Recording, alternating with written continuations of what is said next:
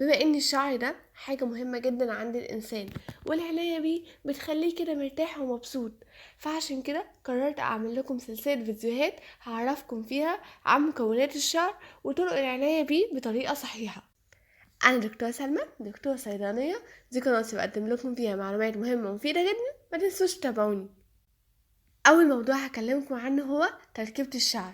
الشعر بتاعنا 80% منه بيكون بروتين اسمه الكيراتين، اما النسبة الباقية بتكون عبارة عن معادن ومواد مرطبة ومغذيات. طيب تعالوا نتعمق اكتر ونعرف ايه هو الكيراتين ده. الكيراتين ده بلاقيه في اماكن كتير في جسمي، بلاقيه في الاظافر وبلاقيه في الجلد بتاع جسمي. وبما ان الكيراتين ده اكبر مكون للشعر بتاعي، فهو بيكون مسؤول عن تحديد قوة ومرونة الشعراية، وكمان بيكون مسؤول عن شكل وملمس الشعراية. الكيراتين ده بيتكون من حوالي 18 نوع من الأحماض الأمينية، أمينو أسيد، وأهم نوع يعتبر هو السيستين. والسيستين ده بيكون غني بالكبريت اللي هو السلفر يعني. الكيراتين ده بيطلع عن طريق خلايا اسمها الكيراتينوسايت. الخلايا دي بتكون موجودة في بصيلة الشعراية، وكل ما الشعر ينمو كل ما الكيراتين يطلع أكتر ويساعد في نمو الشعراية. طيب احنا عمالين نقول كيراتين كيراتين، طب ما تيجي نعرف شكل الكيراتين ده بيكون عامل ازاي عشان نقدر نفهم اكتر. اصل لما اعرف شكل الكيراتين هقدر اعرف حاجات كتير جدا. هعرف الشكل بتاع الشعر بيتحدد على اساس ايه، وكمان هقدر اعرف ايه الحاجات اللي ممكن تدمر الشعر بتاعي. فعشان كده لازم يكون عندنا فضول ونعرف شكل الكيراتين بيكون عامل ازاي. يلا بينا نعرفه. الكيراتين زي ما قلنا هو بيكون عبارة عن بروتين، فهو بيتكون من كذا سلسلة من الأحماض الأمينية. الأحماض الأمينية في نفس السلسلة بتكون متوصلة ببعضها بنوع من أنواع الروابط اسمه بيبتايد بوند.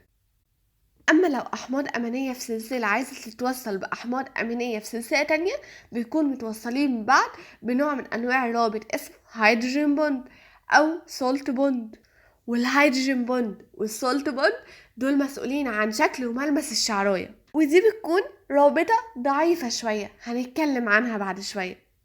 طيب لو في حمض أميني سيستين في سلسلة عايز يتوصل بحمض أميني سيستين في سلسلة تانية، هيتوصل ازاي؟ هيتوصل بنوع من أنواع البوند اسمه دايسلفايد بوند. والدايسلفايد بوند دي بتكون بوند قوية، بتكون مسؤولة عن مرونة وقوة الشعراية.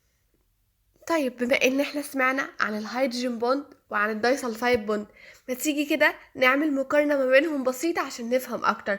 الهيدروجين بوند دي بتكون بوند ضعيفة، يعني سهلة تتكسر، سهلة تتكسر بالحرارة، سهلة تتكسر بالمية، سهلة تتكسر بتغيير البي اتش. بما ان هي سهلة تتكسر فاكيد بتكون كمان سهلة تتبني تاني. اما الدايسلفايد بوند دي بتكون بوند قوية، بتكون قوية كده في نفسها، صعب تتكسر، ولو عايزة أكسرها لازم أستخدم كيماويات زي الكيماويات اللي بيستخدموها في الكوافير والبيوتي سنتر والحاجات دي عشان يفردوا بيها الشعر. وهي بما ان هي بتكون صعبة تتكسر فكمان هي صعبة تتبني تاني. الهيدروجين بوند التغيير فيها بيكون مؤقت، يعني مجرد ما الافكت اللي او التأثير اللي انا عملته عليها ده هيتشال، الحرارة اتشالت، شعري نشف بالمية، ساعتها عادي الشعر بيرجع تاني زي ما هو. اما الدايسلفايد بوند دي التغيير اللي بعمله فيها بياخد فترة طويلة على ما الدايسلفايد بوند ترجع تتكون تاني، يعني بيكون تغيير طويل شوية. يعني لو حد عمل فرد لشعره، الفرد بيقعد مثلا 3 شهور او 4 شهور على ما الشعر بيبتدي يرجع لطبيعته تاني، على ما الدايسلفايد بوند ترجع تتكون تاني. بعد ما عرفنا ان الرابطة الهيدروجينية دي، الهيدروجين بوند، بتكون ضعيفة وبتتكسر بأقل حاجة، بتتكسر بالحرارة وبالمية وبالرطوبة العالية، تعالوا بينا نعرف ايه اللي بيحصل بالظبط.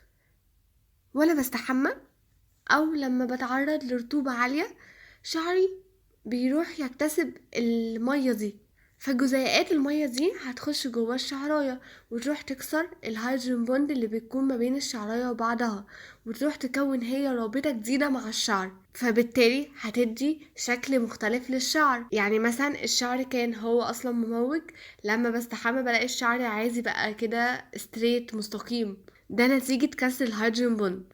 طيب لما شعري بينشف او لما بتعرض لرطوبة قليلة، الشعر هيروح يفقد المية دي تاني، ويروح يكون هيدروجين بوند بينه وبين نفسه تاني، فبالتالي هيرجع لطبيعته تاني. فكنت تكرار العملية دي ان الهيدروجين بوند كل شوية تتكون، بعد كده تتكسر، بعد كده تتكون، بعد كده تتكسر، بتخلي الشعر مجهد ومرهق مع الوقت. عشان كده بيقولوا ان انا مغسلش شعري اكتر من 3 مرات في الاسبوع، عشان ما عرضش الشعر بتاعي لكسر الهيدروجين بوند كتير وتكوينها كتير، فبالتالي الشعرايه تبقى مجهدة. اتمنى تكونوا عرفتوا السبب ليه لما ببل شعري في الحمى او في غيره شعري بيتفرد ويبقى سهل ان انا اسرحه واتحكم فيه براحتي، بعد كده لما شوية بينشف بيرجع طبيعته تاني، عشان كل اللي انا قلته ده.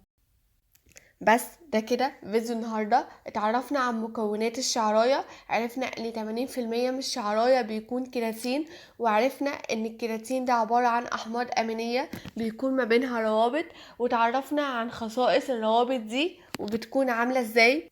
ركزوا في الفيديو ده كويس جدا، عشان الفيديو الجاي هيكون مترتب على الفيديو ده، وكمان هيكون في إجابة سؤال: هل الروابط دي بتكون مسؤولة عن شكل وملمس الشعراية؟ لو انتوا عرفتوا إجابة السؤال ده سيبولي الإجابة في الكومنتات، وانا هقول لكم الإجابة المرة الجاية. أتمنى تكونوا استفدتم من المعلومات دي. دمتم حلوين وبصحة كويسة دايما.